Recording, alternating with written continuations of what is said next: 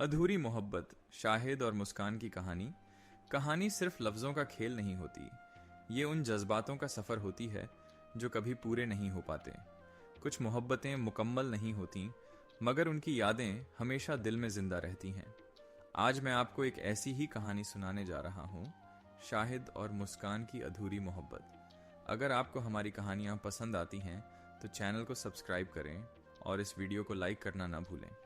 तो चलिए शुरू करते हैं आज की कहानी। शाहिद हमेशा से शांत और शर्मीला लड़का था। वह ज़्यादा किसी से बात नहीं करता था, खासकर लड़कियों से तो बिल्कुल नहीं। उसकी दुनिया किताबों और अपने दोस्तों तक सीमित थी। लेकिन वह नहीं जानता था कि उसकी ज़िंदगी में एक नाम ऐसा भी जुड़ने वाला है जो उसकी धड़कनों को नया एहसास देगा। मुस्कान।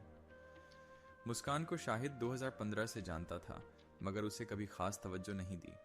वह बस एक आम लड़की थी जो उसकी नज़रों के सामने से गुजरती थी। लेकिन 2018 में एक दिन ऐसा आया जब शाहिद की निगाहें मुस्कान पर ठहर गईं और ठहर कर रह गईं। उसे समझ नहीं आया कि अचानक उसे क्या हो गया। शायद यह वही एहसास था जिसे लोग प्यार कहते हैं। अब जब भी मुस्कान सामने से गुजरती, शाहिद की निगाहें खुद ब खुद उसकी ओर उठ जातीं।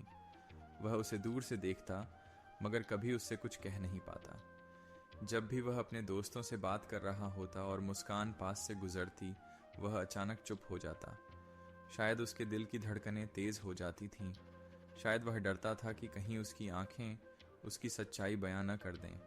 शाहिद कभी भी मुस्कान से अपने प्यार का इजहार नहीं कर पाया, मगर बिना शब्दों के ही उसने मुस्कान को यह एहसास दिला दिया था कि वह उसे चाहता है। मुस्कान भी शाहिद की इस खामोश मोहब्बत को समझती थी। कभी उसकी आंखों में हल्की शरारत झलकती, तो कभी मुस्कान का चेहरा एक अनकही बात कहता। लेकिन हर मोहब्बत मुकम्मल नहीं होती। मुस्कान अपने रिश्तेदारों के यहाँ रहकर पढ़ाई कर रही थी, और जब 2020 में उसकी पढ़ाई ख़त्म हुई तो वह अपने घर लौट गई। शाहिद वहीं रह गया, उसी गली में, उसी मोड़ पर, जहाँ उसने पहली बार मुस्कान को अलग नज़र से देखा था। वह अब भी उसे याद करता है, अब भी उसकी तस्वीर अपने दिल में बसाए रखता है, क्योंकि कुछ कहानियाँ कभी पूरी नहीं होती, मगर उनका एहसास हमेशा ज़िंदा रहता है।